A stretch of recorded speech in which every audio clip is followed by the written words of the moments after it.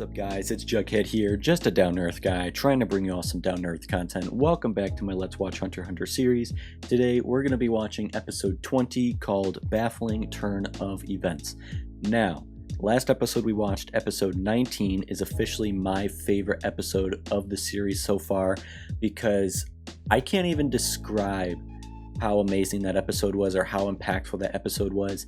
Ironic considering in my discussion I think that whole episode I uploaded was an hour long. The episode itself is like 20 minutes long, so I spent a good 40 minutes, no breaks, just talking, discussing the entire episode, 40 minutes worth of it. Yet right now I can't even think of words to describe just how great that episode was and just how it encapsulates our favorite characters, the weight of the show, the philosophy of the show. Just that Gon versus Hanzo matchup was just so amazing, and just everybody was saying, wait till you get to episode 19 and 20 because you're gonna find out just where in terms of quality of the show, like why, like you will, if you didn't fall in love with the show already, you will have by episode 19 and 20. And I have episode 19 under my belt, and we're about to get episode 20 under my belt. And I'm already in love with the show, but I'm just very eager to see what episode 20 has to bring. Just more in terms of character development, character attachment, storytelling, symbolism, emotions, just everything. So without further ado, let's get into episode 20. So let's watch Hunter x Hunter episode 20, Baffling Turn of Events, starting in 3, 2, 1. Let's watch. So let's see where episode takes me in terms of this emotional roller coaster and everything. Gon as a hunter, amazing. It seems so... the weird balance of it seems like time is just blown by and only 20 episodes in this Hunter exam arc, Gon as a hunter, but because of my inconsistent uploads in the past, episodes 1 to 20 has seemed like it's taken forever, but we're here now. Is that Gon's father? Or an image of his father? How does he know? Oh, he would know what his father looks like from photos. So close yet so far, still on the chase to discover his father. He's closer now that he's a hunter. Ah, there he is. Recovering from his broken arm. Who's going to have to tell him that he has to accept that he's a hunter, even though he's not going to want to? Oh, Satots. You going to take off your wig? I'm still not buying it.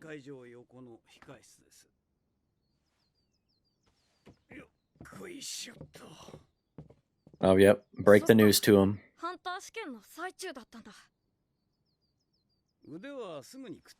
Okay, good. His arm will heal, so in the future it will be fine. But he's going to have to accept that he's a hunter. Because he passed, he can't deny it. He's already passed, so... he's a hunter. He may not like it. He may not like how he won, but he's going to have to accept it. Not like he can try out again. Just as someone who has failed the exam can no longer pass, someone who has passed the exam can no longer fail. Wow. The rest is up to you. Do what you want. You may not like how you won, but you're a hunter whether you like it or not. You can't try again. Yeah, destroy the license or do whatever you want with it, but you already passed the exam. A person who has passed the exam will not be allowed to retake it. Exactly. So just accept it. Be happy about it. Celebrate it. Many applicants who harbor ill intentions. That's why they have the exam in the first place. If it weren't for them, we would pass everyone who applies.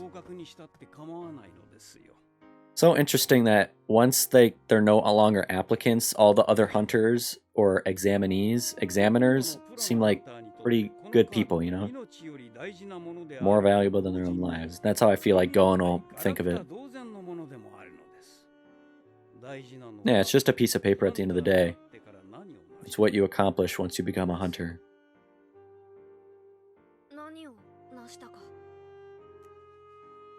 Just take it, man. I'm so proud.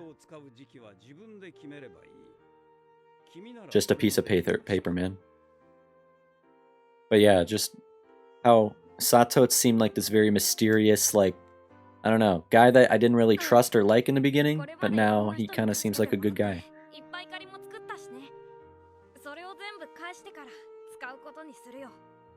Yes. Shake his hand. You are now a hunter.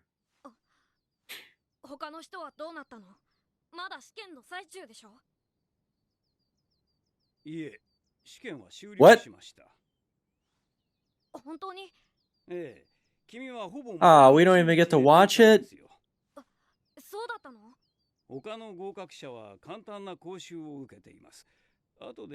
So who lost?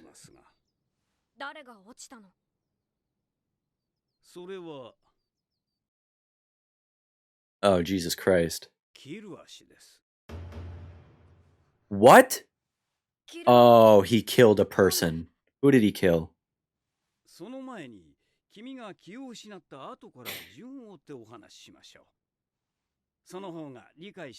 Jesus Christ. I should have known. KILLUA killed a person. So he got disqualified.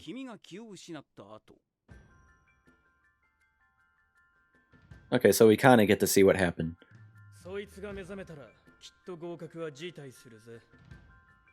Did KILLUA kill Hanzo? Out of anger? To prove that KILLUA is better than Hanzo, or better than Gon?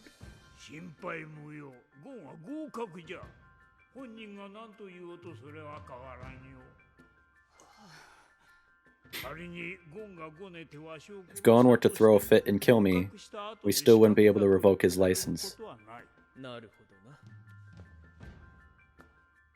What the hell does KILLUA do, man?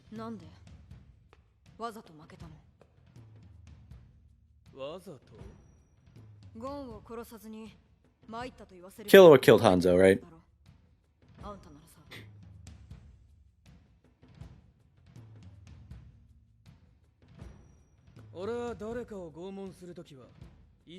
I expect that person to hate me for the rest of their life. More effective and less stressful. When someone is in pain, their eyes show a gleam of hostility toward the one responsible for that pain. Even with extensive training, it is difficult to suppress that gleam of hate and rage. But there was no gleam in Gon's eyes. Ooh.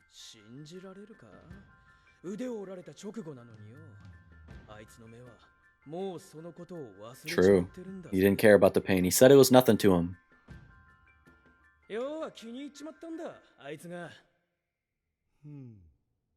Hey, Hizoku respects it.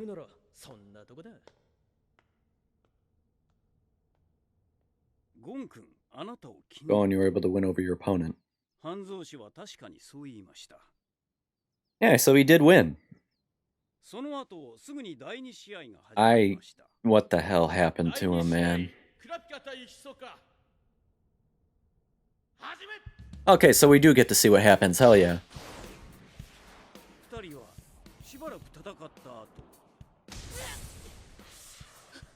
Oh, Jesus Christ.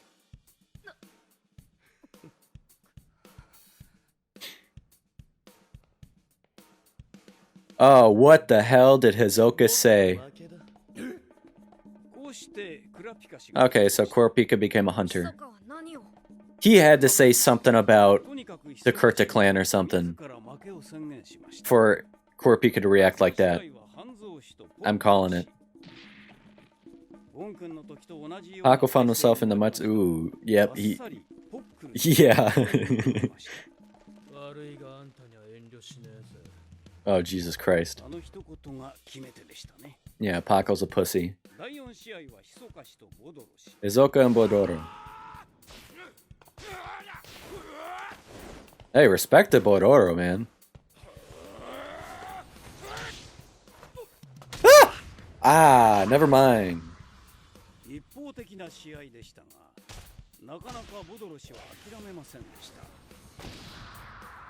Come on, old man.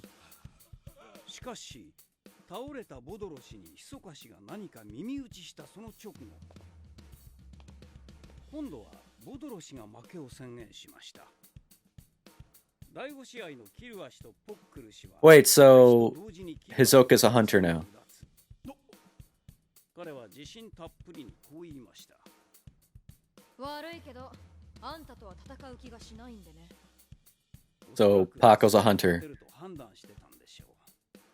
しかし、第6試合 Leorio requested that the 6th match be postponed while Baidora recovered from his injuries. Respect. So Killua and GITTARACKUR fought first.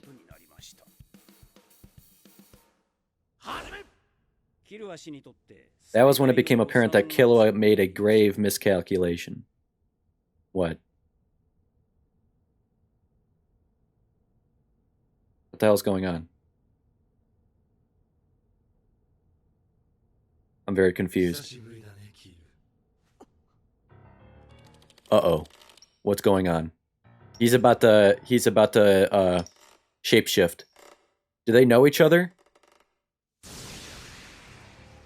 If GITTARACKUR knows KILLUA, then maybe Hisoka knows KILLUA. Bro, what the fuck? Yo! Why is KILLUA so shocked? Nice hair. What?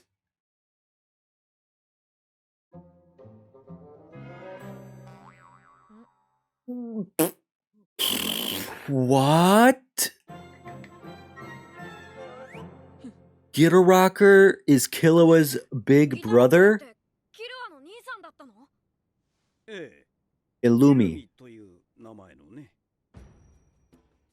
So Hisoka has to know KILLUA, dude. Yeah.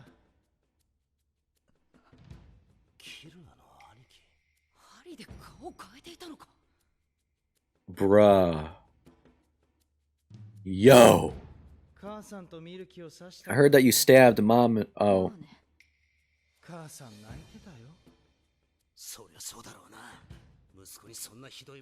So. Here's assassin families are fucked up, man. She was worried about you leaving home, so she asked me to check up on you. What a coincidence.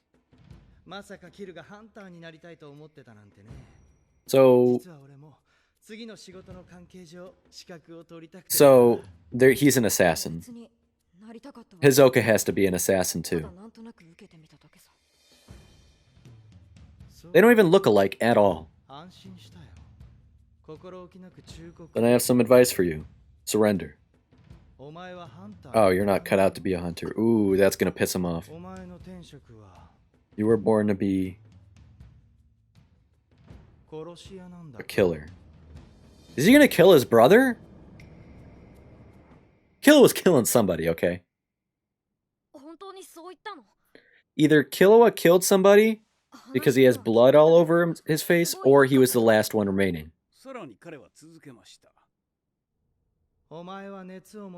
You're a puppet of darkness without any passion. You don't want anything or wish for anything. As one who lives in the shadows, you can only feel pleasure when people die. Ah, so he's a psychopath.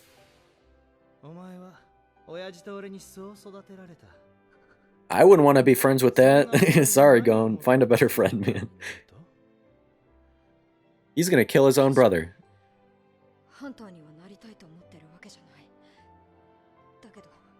You don't want to become a hunter, then why the fuck are you upset that Gon ranked higher than you? He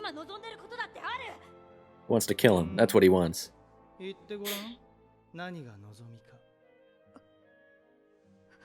can't even think of it. I don't know if I want to feel bad for KILLUA or not. I really don't.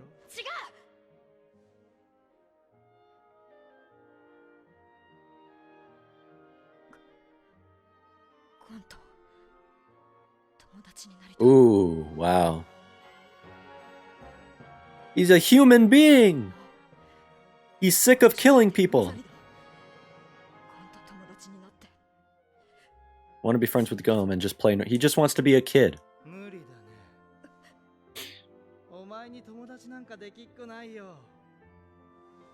Yes, he can.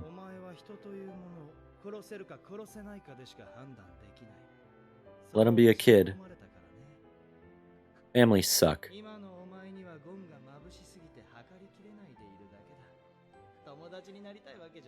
Yeah, you don't want to actually become friends with him.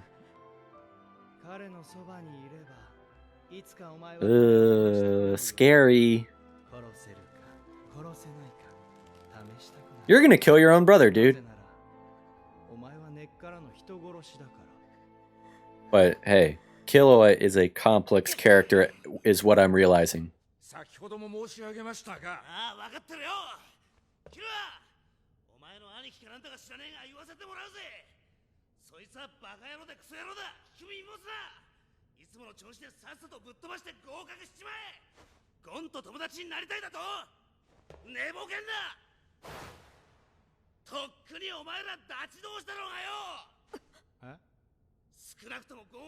Hell yeah! There you go, Leorio.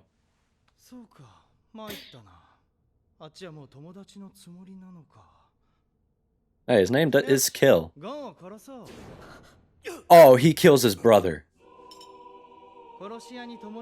Oh, Jesus Christ.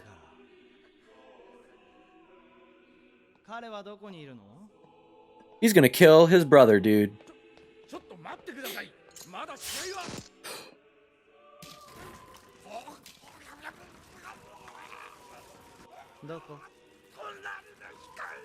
Bruh, what the fuck is going on? Dude. Are they not allowed to interfere? Yeah, they can't interfere, dude. Oh, they're...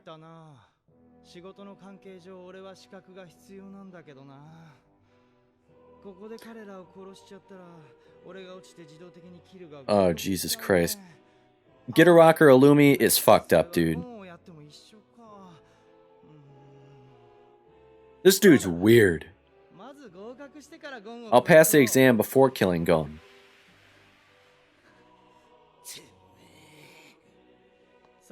If I wait until after passing the exam, I can kill everyone here and still keep my license, right? Again, Netero doesn't give a shit.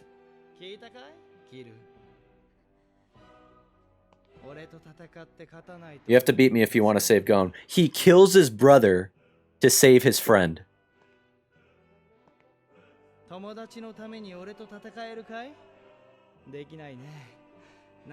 Okay, yeah, I like KILLUA again. Fuck Illumi, dude.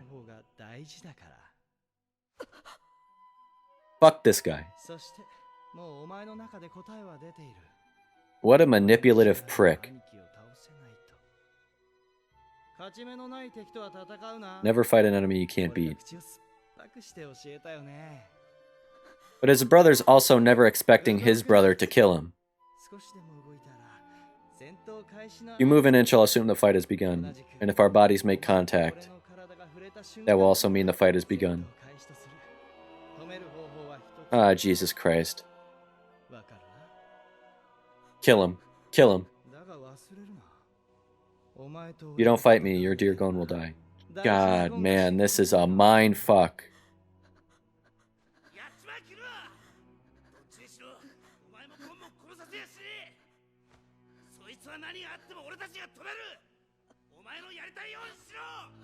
Uh-oh.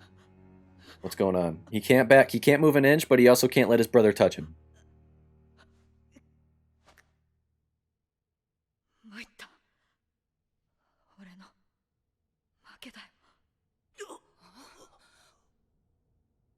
What the fuck?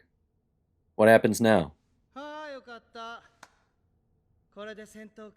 Oh god, he's a hunter now. Oh, what a manipulative prick.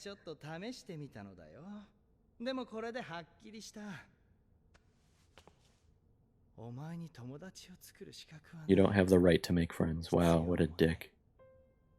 今まで通り親父や俺の言うことを聞いてただ仕事をこなしていればそれでいい。ハンター試験も When the time comes, I'll order you to take the hunter exam. 今は必要ない。その後は抜け殻のようでした。 Wow. レオリオ氏やクラピカ氏が何を言っても反応さえしませんでした。第6試合はレオリオ氏対ボドロ氏。ボドロ氏が回復し、試合開始と同時でした。 So KILLUA lost because he was just the last one remaining. Oh, what the fuck? What the fuck?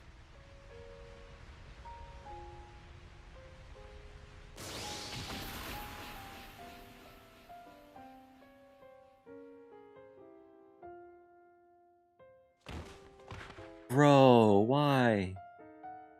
He did kill someone, apparently, so... 一瞬のことでした。キルア氏はボドロ氏を死に至らしめました。委員会は彼を不合格とみなしました。 Wow. ゴン君、みんなどこにいるの？まだ休んでなければいけません。ゴン君。 Wow. I don't even know what to say, man. But my discussion's gonna be fucking insane. I can say that much.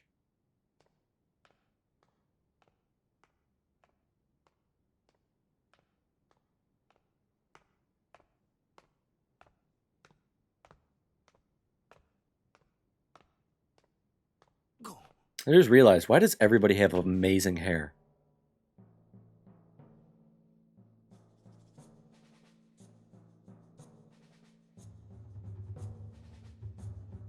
KILLUAに謝れ。ゴンは怒っていた。自分と友達になりたいというキルアの素直な気持ちを踏みにじり。 Wow. Yeah, he trampled on him, キ man. ルアの兄イルミに KILLUA's gonna become a dark character now. Discussion time. So, let's discuss. I don't even know where to begin right now. I'm just blown away. My mind is blown. I don't even know what to think or where to start or even how to unpack all of my thoughts of what I just watched during those last 20 minutes. All I can say is I know why I was told episode 19 and 20 were going to be special and amazing. That has just set the tone for the show. Now it gets serious. Holy shit. Okay, let's try and discuss this episode the best that we can. First thing is we see Gon running up this immense flight of stone steps to which we see an unknown figure standing at the top. Gon reaches the top and you see the figure begin to turn around and you see his side profile and you know this man is going to be Gon's father. We have seen Gon's father before. Gon has as well from photos back at his home on Whale Island. We've seen photos before.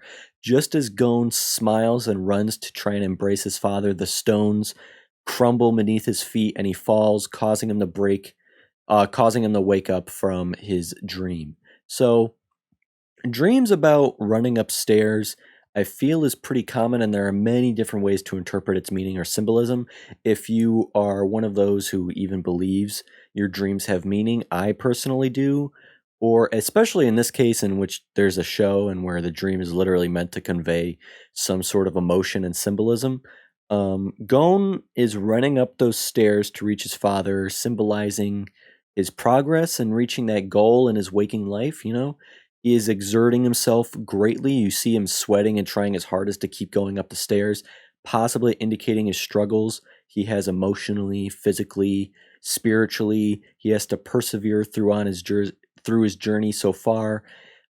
Inexhaustible energy will play the main role in his endeavors. However, the stairs crumbled beneath his feet, possibly representing his fears of failing, fears of what lies ahead. Conveying how delicate things really are, how delicate life is. His little dreams of finding his father, Ging, could easily crumble before him, leaving in a free fall, as you see in his dream, without purpose, as that's been his driving force through everything thus far. So there will undoubtedly be seemingly insurmountable barriers along the way he's going to have to overcome. The stairs symbolize the path he is on now, though he's afraid of falling and failing. So I thought that was pretty interesting. Gon awakes from his dream to see Satots sitting in his room, keeping him company, waiting for him to wake up to give him the news. We, as the audience, already know that he is officially a hunter, although how is he going to give this news to him is what we've been wondering, because of what Hanzo said about how Gon is reasonably going to deny or refute his win. So last he remembers, he was in the middle of the tournament with a broken arm. Now he awakens with a cast and a sling, and he's in a nice warm bed. It was good to hear Gon's arm is going to be healing quickly, and that it was a clean break, so his arm is just somehow going to heal stronger than it was before, according to Satots. Because I was like, wait, wouldn't it be some shit if this affects him for the rest of his life? That would suck, even though I thought it, at least in real life, there's like no evidence at all that your bones heal stronger when they break. So I don't know, but I digress. So Satots was a really cool guy here. Great bedside manner, a really nice person. I remember not really liking him, or at least not trusting him during the actual exam phases. I guess only because he gave off that mysterious, intimidating vibe. But once the exam is over and he doesn't really have to play that persona, I guess, anymore, he's just a man comforting a child, a fellow hunter, too. Satots congratulates Gon on his win, extending his arm out to try and shake Gon's hand, but Gon initially refuses because, of course, we know he did not want to win like this, and this is where Satots was a really cool guy, being comforting but still being firm as well, giving him words of encouragement, almost like a father figure would. I think that's important to kind of notice, but still giving it to him straight, just not just speaking to him like he's a child, because he's not just a child, he is a hunter now.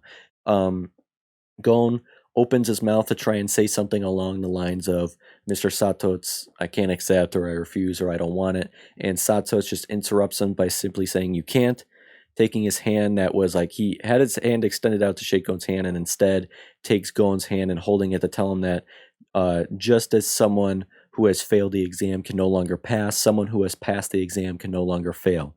His matchup is long over. Hanzo surrendered already. He won. They can't just be taken back just because he doesn't want to win like that. As soon as that match ended and Hanzo willingly lost, Gon passed the exam. It's over. This is fact. You can't deny it. Like Satots said, the rest is up to you. You don't have to celebrate it. Not right now, maybe not ever, but you have to accept it. If Gon doesn't feel like he deserves it, if he feels he is unqualified to officially be considered a hunter, a professional, if he doesn't feel like he earned the right to be a hunter during the exam, he is free to destroy his license or stash it away forever, never use it, never see it again. The license is one thing, but he's still passed the exam. He can never take it again. So there's no trying to take it again. He doesn't have to be a hunter, but he passed the exam. Kind of like how you can pass the bar exam, but it doesn't mean you have to become an attorney. Satots presents Gon with his new license, opens up the case, presents him with his license, telling him most professional hunters consider this card more valuable than their own lives, but at the end of the day, it's just a piece of paper. There are many applicants who harbor ill intentions, he says, to become a hunter, just as there are those who obviously consider it a great honor, obviously those who consider the license more valuable than their own lives. And the hunter exam exists in part to filter out those with such intentions. So, which I'll just take a moment to say I disagree with, or I just don't understand how it accomplishes that at all. I don't see what mechanisms help to facilitate much to a means like that. Like, the final phase was the only phase I'm rather certain that actually penalized applicants for committing murder. Countless people died throughout the exam, quite a few of those at the hands of fellow applicants. I thought the exam was meant to be a sort of kill or be killed set of scenarios, and everyone went into the exam knowing that, which is what set them apart from everybody else. You show you're worthy or potentially worthy, perhaps, from the get-go, and that you would even enter such a high risk exam in the first place. The exam itself almost like harbors individuals like Hisoka and Gitarakur to kill innocent people without suffering the normal consequences to such an evil act, and still get the license. Nobody even cared when people died. I don't believe the exam filters out the good guys from the bad at all. No one who even participated in the exam altogether, I would say, is truly innocent. All are complicit, but I guess this is a pointless argument to even make because I don't feel like morality is relevant in this show, or at least not to what I would normally consider what moral weight has, at least so far in the exam, or at least the morality behind Hunter x Hunter is not reflective or indicative of the real world. So I digress once more. Satots tries to emphasize that the only important thing is what you accomplish once you become a hunter. It is not what you are, but who you are and what you do. To quote Batman Begins, there's that line in the movie, it's not who you are underneath, it's what you do that defines you. Bruce,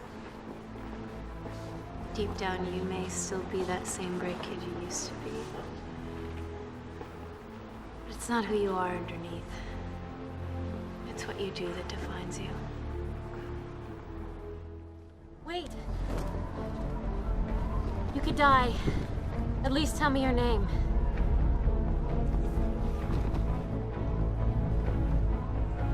It's not who I am underneath, but what I do that defines me.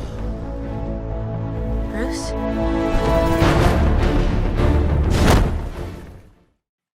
If Gon doesn't believe he earned the right to be a hunter before, forget about the past. He should prove to himself now that he is a hunter, that he deserves to be one. And whatever he wants to do with his license is his choice.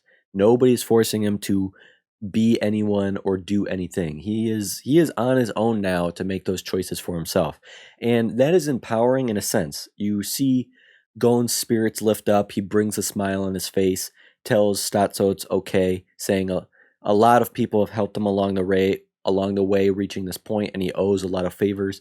So once he has returned those, he will be ready, which is respectable. But good job to Satots. A good guy overall. I like him now.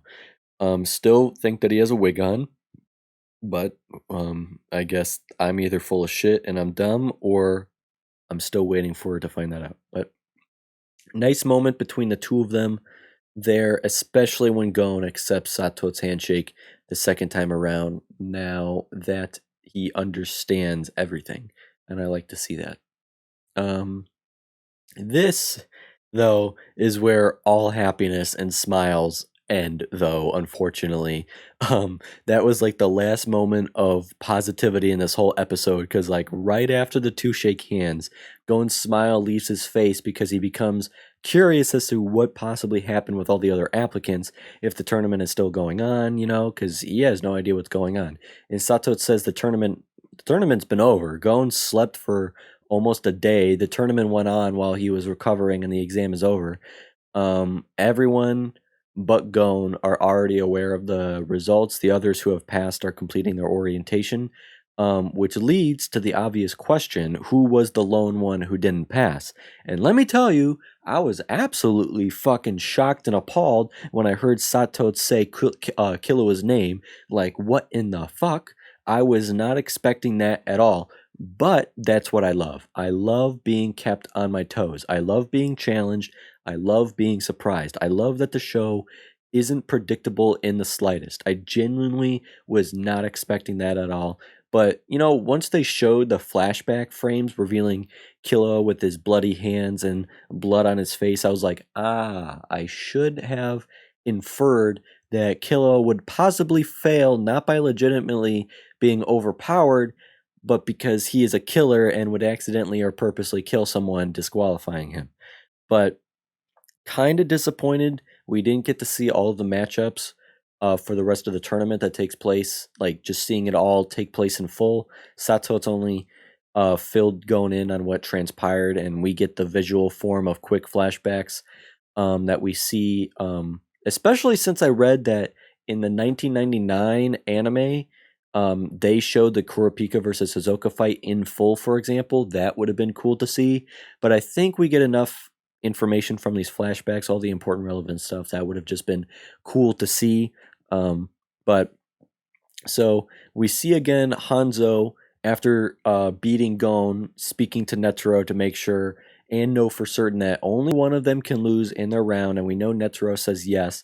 He adds to it by saying Gon has indeed passed. Nothing he can say can change that. Even if he were to throw a fit and kill Netero, they still wouldn't be able to revoke Gon's license. And you see Kurapika and Leorio both in unison, like, give a shared sigh of relief, happy that Gon has passed, though they still have to worry about themselves. We also know from that last episode that Killua has just been crabby and grumpy this entire time over being placed beneath Gon in the rankings, and technically considered to have less potential as a hunter, even though we know from conversations with Gon in the past that Killua doesn't even want to become a hunter. So what is he complaining about? Like, Killua is upset with Hanzo, as we see, as he asks Hanzo why he let Gon win. And this little exchange was very interesting because we see more of Hanzo's beliefs, his ethics, almost like his train of thought or his way of thinking. You know, I can't think of the right word to describe it. Like, he just comes off more mature, more level-headed, more disciplined, despite losing his temper earlier with Gon. He answers Killua's question by saying when he tortures someone, he expects, not just assumes. The word expect is important. He expects that person to hate him for the rest of their life. When someone's in pain, their eyes give it away. Their eyes show hostility, anger, hatred toward the person inflicting that pain upon them.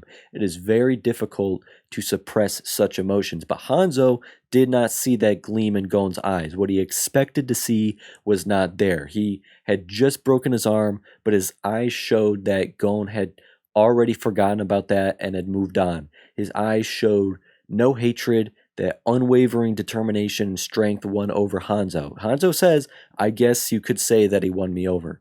That's what Killua does not understand. Gon seems to have that energy about him, that radiance. He is simply able to win people over onto him. At the end of the day, it seems ability is not everything, contradicting Killua from the previous episode.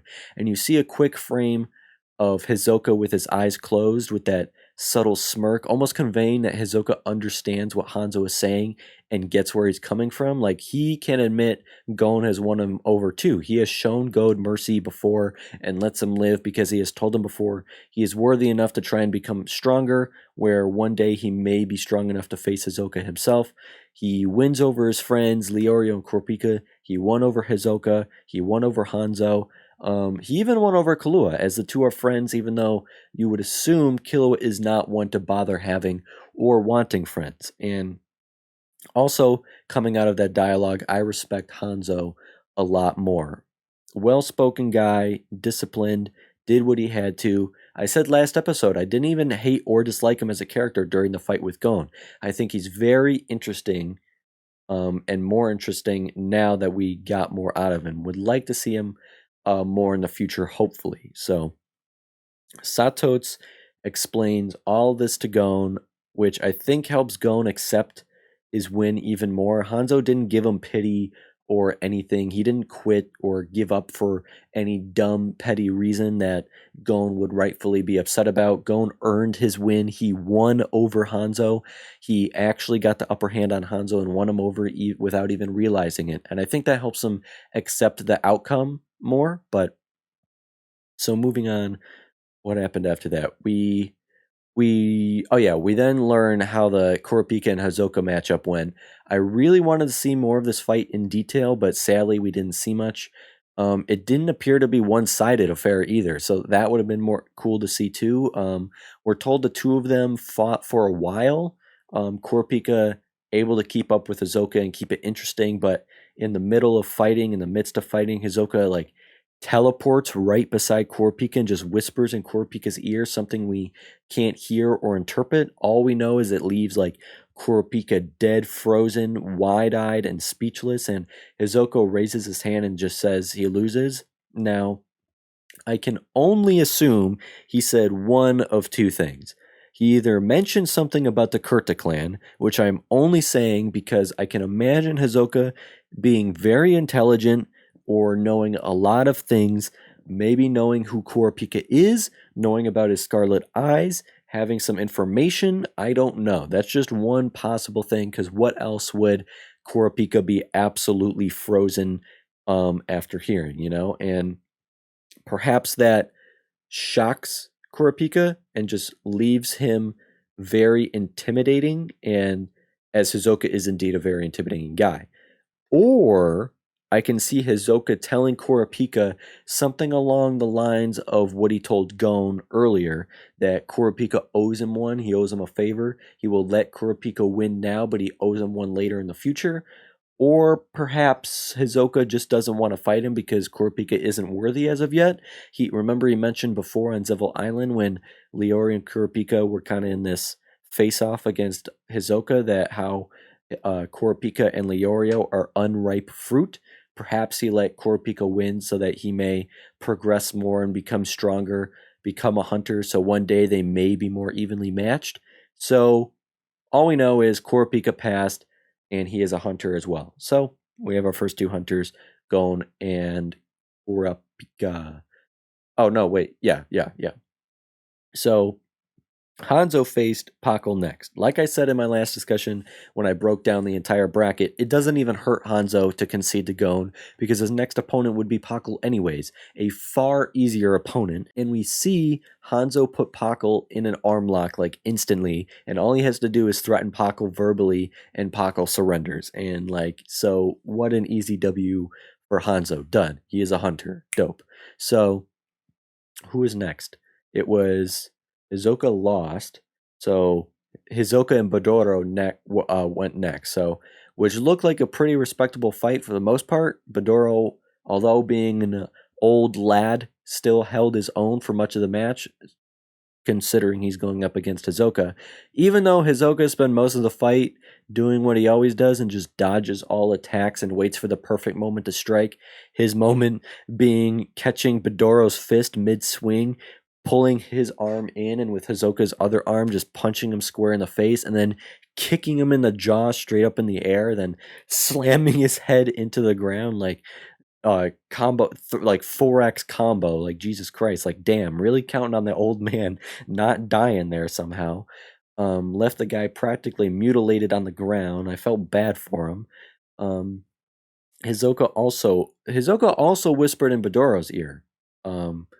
However, instead of whispering into his ear and conceding himself like he did with Kurapika, instead he whispered something into Badoro's ear that made Badoro surrender. So perhaps he threatened him. Again, I can just imagine Hizoka knows everything there is to know about everyone that competed in the exam alongside him to gain the upper hand.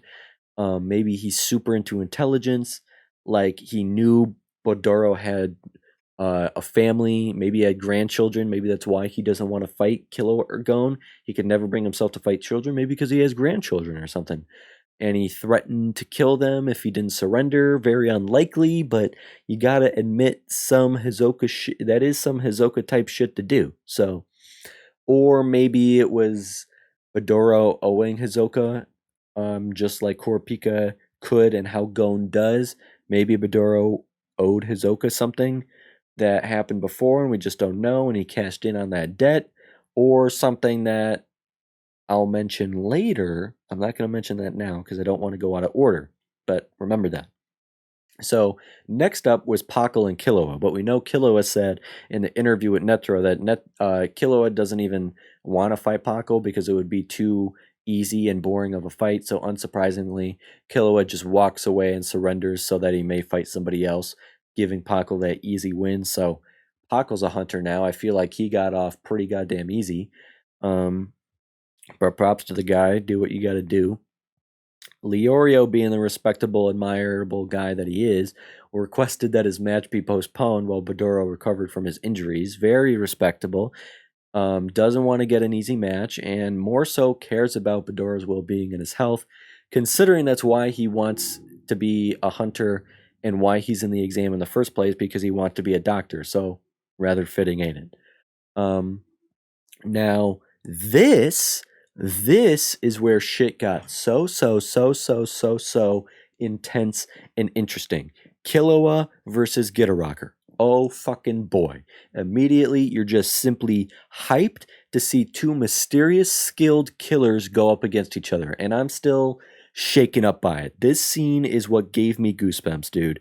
Their matchup is about to commence, and just like the show says, it became apparent that Killua made a grave miscalculation. Just think, the shit we were about to see wouldn't even have happened had Killua just fought Pakal, kicked his ass, and got the W.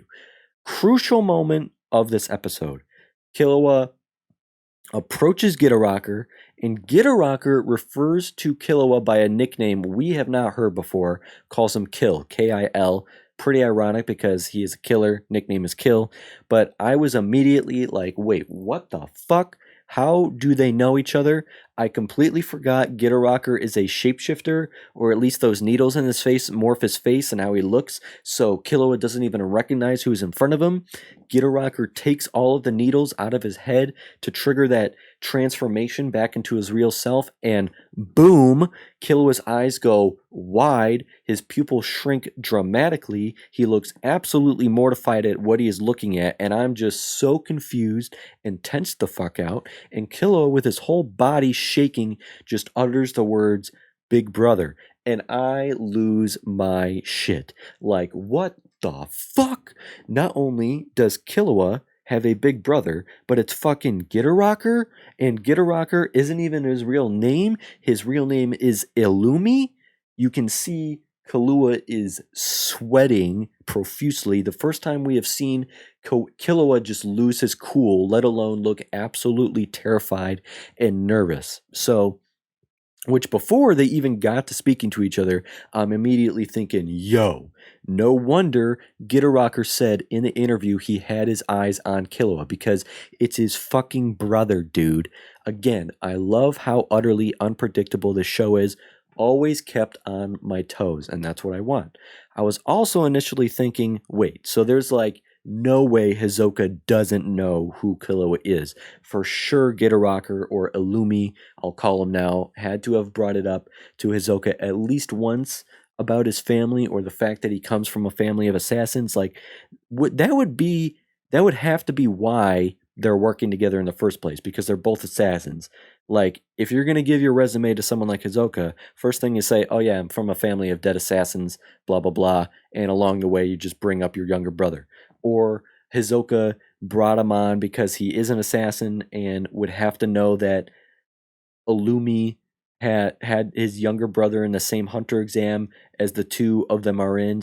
Like, so many questions, so many possible answers, so much was going through my head. You really begin to get an idea of just how fucked up Killua's family is, and more so his upbringing. Like, before, Killua was a pretty two-dimensional character, at least in my opinion. I was wondering why we don't know too much about Killua other than he is mysterious, so just, I guess, keep him mysterious. Thought that, like, that kept me from being attached to him. Like, I can't help it if there's nothing to go off of.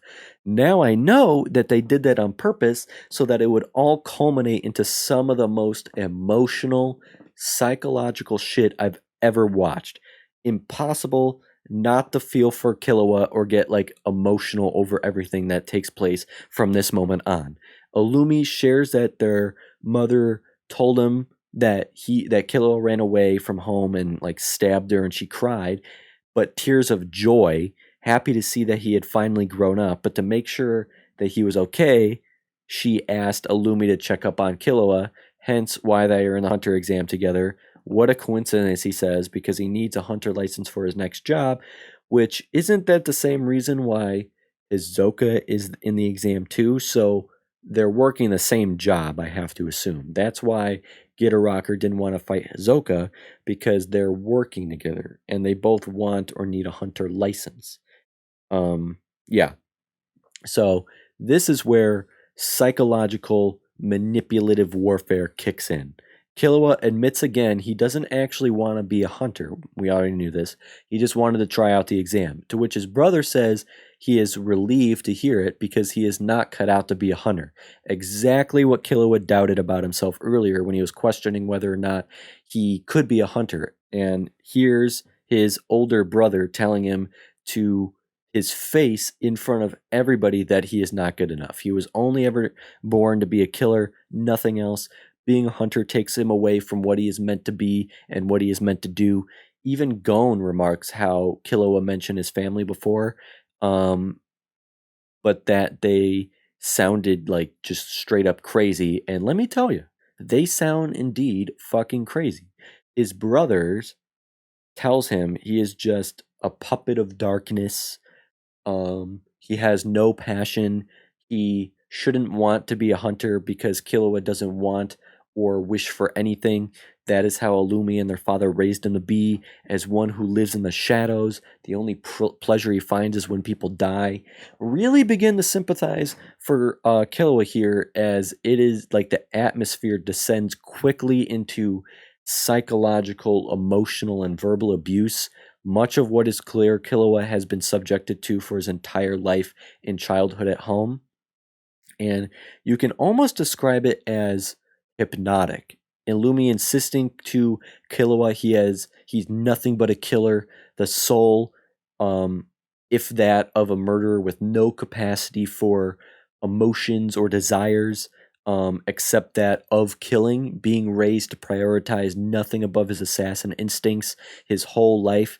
Killua admits that Illumi is right. He doesn't want to become a hunter, but he does want. Illumi tries to deny him that opinion, but Killua stomps his foot down and declares he does have a deep feeling of want. He declares he wants one thing, to be friends with Gon, and with that, a wanting and a desire to live a normal life, to be a normal child with a normal childhood, experiencing friendship, compassion, companionship, and love.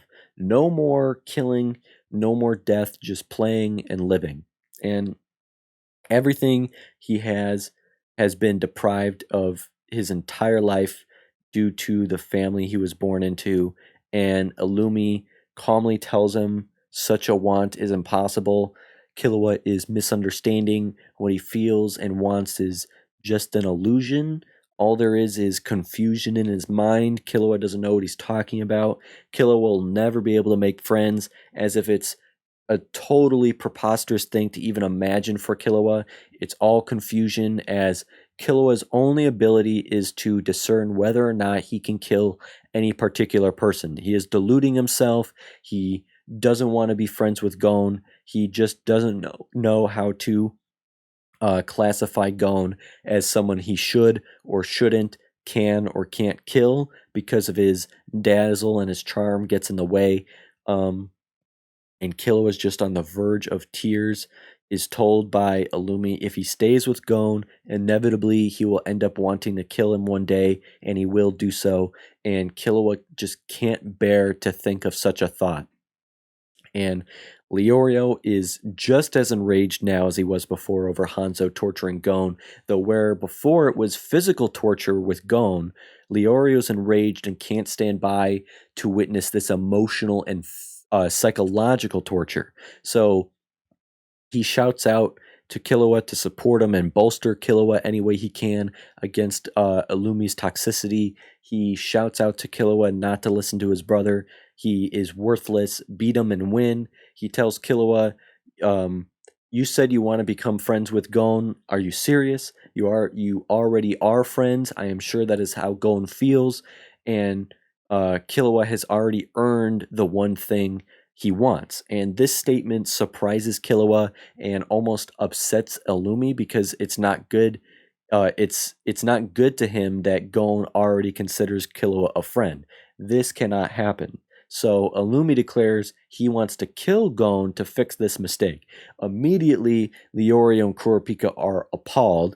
It even cuts to Hisoka and Netero perking up, reacting to that statement. Hisoka has had his eyes closed, straight-faced this entire time. Now his eyes are wide open, as though he doesn't agree or doesn't condone this idea or this statement. And as we know, Hisoka does not support killing those who do not deserve it. And we have seen the two of them disagree on death and their differing ideologies back on Zevel Island. And Netero hasn't had any look on his face like he's given a single shit about anything that's going on so far. But Illumi saying that wakes him up. And then I just have to say, the poignant music, almost Requiem-esque, sets the tone perfectly. The voice acting is top tier. The animations are so engaging. KILLUA is at tears at this point. He is silent. It all adds immense power and weight to this scene. Powerful scene here that holds a lot of weight, not just for him, but for all of our characters. Illumi states a killer doesn't need any friends. They only get in the way. Illumi turns his back on KILLUA, walking away, asking where Gon is, throwing several fucking morphing darts at a referee's face that tries to stop him. It is so suspenseful at this point. Illumi gives us such an unsettling vibe. I can't tell who I'm more afraid of or who is more dangerous, Hisoka or Illumi. I want to say Hisoka is just straight up more dangerous, although he also he at least shows a personality. He laughs, he smiles, he's equally cool as he is dangerous, but Illumi is immensely fucking intimidating as well. I think because he's just so unsettling, almost robotic. The lack of a personality or any emotions is really creepy. Hisoka isn't creepy. Illumi is fucking creepy. And this right here, where we're going, was so fucking powerful and amazing to see. As Illumi is walking towards the doors to exit and find out where Gon is, you see Kurapika, Leorio, and Hanzo stand in front of the door, defying him. Kurapika and Leorio were once enraged at Hanzo. Hanzo was once up against Gon before in the fight previously that we saw, but they are each respectable human beings. They each have honor, and they stand together as 3 against 1 to protect Gon. And I just loved that image. 2 of them, friends protecting their fellow friend. The third, a man of discipline, honor, and a code that we respect them for. And this is where I officially liked Hanzo a lot, and where I really hope we can see more of him in the future, and he isn't just a character that fades away to obscurity. I would love to see him more. And seeing that, Illumi stops himself, saying he can't kill Gon. He needs a hunter license for his job. If he kills them all now, he will be disqualified, and KILLUA will automatically pass and become a hunter. He doesn't want to have that. Likewise, if he kills Gon. He says all this with a monotone voice and straight up face. Again, just making him so fucking creepy, dude. He figures he has to pass the exam first before he kills Gon. And he even asks Netero, like, if he waits until after passing the exam, he can kill everyone in attendance and still keep his license. To which Netero, equally as calm, replies, technically yes, according to the rules. Again, Netero really coming off as a nihilist lately. He just don't seem to give a fuck about anything. So, with this, KILLUA is placed in such a truly heartbreaking, unfortunate circumstance. In order to save Gon, he has to beat his brother. Do you fight your older brother, who is more powerful than you, for your friend? He tells him he can't, because instead of fighting him off the principle and the emotion, like, it would be an easy decision if he was your friend that you would just do it. He is more worried about whether he can defeat him or not. And Illumi gives KILLUA his answer for him. He cannot beat him. Never fight an enemy you cannot beat, he says. And KILLUA just cannot move. If he moves an inch, his brother assumes the fight has begun. However, if Illumi touches him or places his hand upon him, he will also assume the fight has begun because he's not backing down. So there is only one way to stop him, to give up. But he was already told if he doesn't fight him, his friend Gon will die. How do you even characterize the choice offered here? If he defeats Illumi, which Illumi is confident will not happen, Illumi would still have another round to earn his license. If he were to somehow lose that round too, he would fail the exam and the incentive not to kill Gon disappears. And Illumi's already an assassin. I would imagine he will kill regardless of whatever legal dispensation a license provides him. It's the principle of choice given that shakes Killua so much. And Killua is frozen. Illumi's hand hovering closer and closer. Leorio shouting from behind Illumi for Killua to fight him, that they won't allow him to kill Gon or him. Fight him because you are the only one that's allowed to do so. They keep zooming in on Illumi's eyes, and they depict this like hypnotic swirling within his pupils. Is this meant to be like simple imagery, or is Illumi physically and literally hypnotizing or controlling Killua? Just a random question, because it's like the third time in this episode that I had noticed that, so I don't know if it's like I'm picking up on some reference or something, or if it's just a sense of imagery that they're providing or artistic style. So Killua, unable to ultimately make a choice, like how could you, bows his head and surrenders to his brother. This shocks Leori and Kurapika and Hanzo still defending the door. I just don't think they can possibly understand what Killua was feeling in that moment. And you see Illumi smile again very creepily with his big black bug eyes. He's pleased since he won't he's now a hunter, and just pats Killua on the shoulder, admitting that he lied. How convenient. What a manipulative fucking prick. That's all I was thinking about during that entire time. Pretty sure that's also all I was saying out loud during the reaction. He says he was lying. He was never going to kill Gon. It was all just another test against his younger brother.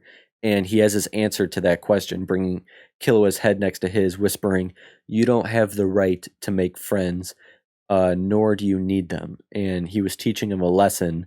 Just listen to him and their father and do his job like he always has. When the time comes, he'll order him to take the hunter exam. So are we going to see Killua take the exam again?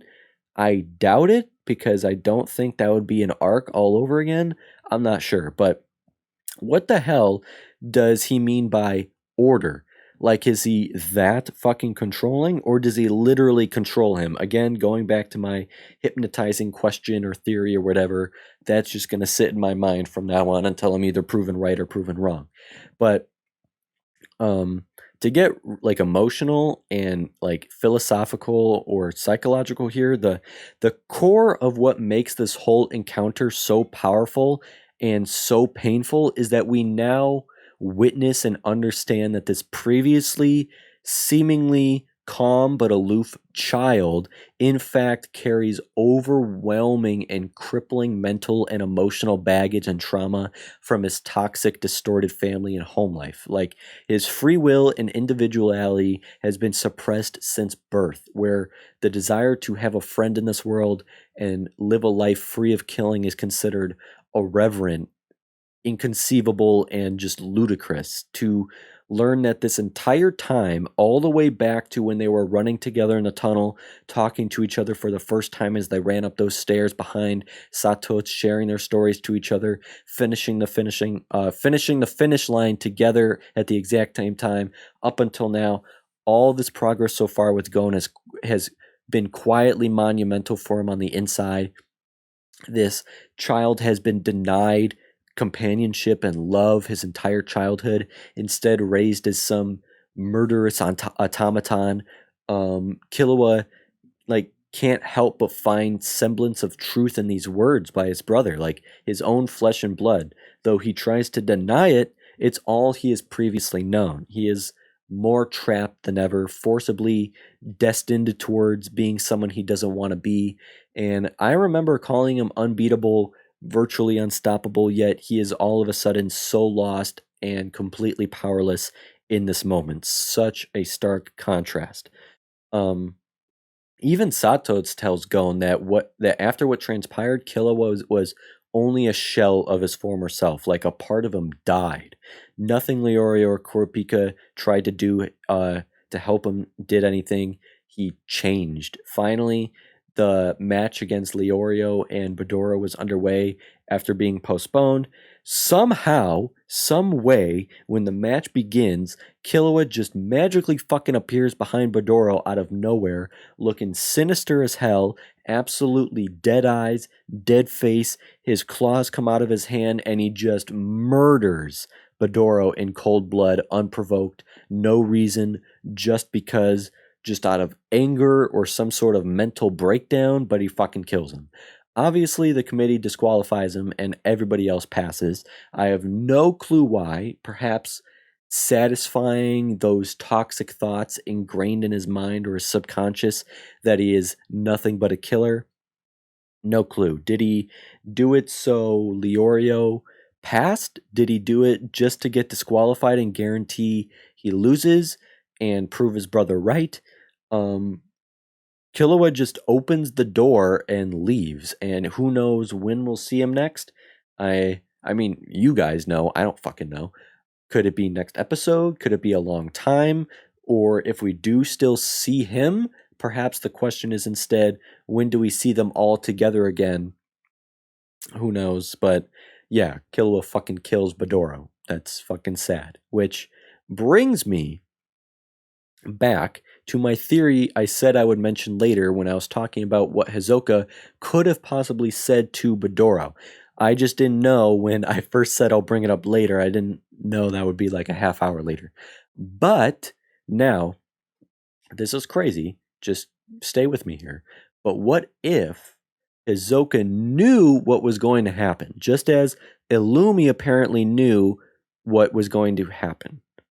You know, like, they elaborately and cleverly predicted everything. I'm trying to word this in a way in which I don't sound like a moron. Illumi knew he would face KILLUA, and he was going to break KILLUA to get him to leave the exam. And he knew by breaking him, he would commit such an act like murder, disqualifying him. But in order for him to do that, somebody needed to be the victim. So Hisoka told Bedoro to surrender, threatening him or something to let Hisoka pass. Whatever he said, who knows? But he did it so that Bedoro would still be in the tournament and would be the one KILLUA murders. Who knows? Just a stupid theory. But now with all of these thoughts of Hisoka and Illumi working together, Illumi maybe controlling KILLUA, Illumi being way more powerful than I suspect. Like, what if Illumi... wait, I'm getting the names mixed up. What if KILLUA didn't fight Pakal because Illumi was controlling him so that they would be forced to match up against each other? I have no clue. My mind is all over the place after this episode. I'm just coming up with all theories possible. The last thing we see is Gon storming into the room all the other new hunters are during their orientation. Everybody looks behind to see him. You even see Hisoka turn his head slightly and his eyes take a gaze upon Gon and follows him down the stairs. Like, even Hisoka is curious and intrigued. Even Hisoka cares. He walks down the stairs. He walks straight up to Illumi, who is sitting in the front row, stares him down, and just demands Illumi apologizes to KILLUA. And Illumi doesn't even look at him. But, like, sure, Illumi's definitely going to apologize to KILLUA. We don't even know where KILLUA is, and I don't think the two are on speaking terms right now. But yeah, of course, Illumi's going to apologize and say, "I'm sorry" to KILLUA. Yeah, sure, that's what's going to happen. In my opinion, more of Gon's innocence and naivety being displayed, not insulting him, but to demand an apology, I don't believe is going to amount to much. Even though he should apologize, like, Illumi completely shattered KILLUA and destroyed his desires for a friendship with Gon, leaving KILLUA with nothing, no one, just sadness and despair. So perhaps the first thing Gon does as a hunter is try to track KILLUA down and reform him, maybe. We will have to see in the next episodes. I'm pretty sure the hunter exam arc has to be finished, like, right about soon, because we're on episode 20, and, like, the exam is officially over as of this episode. So shouldn't it be done? I guess we'll just have to see.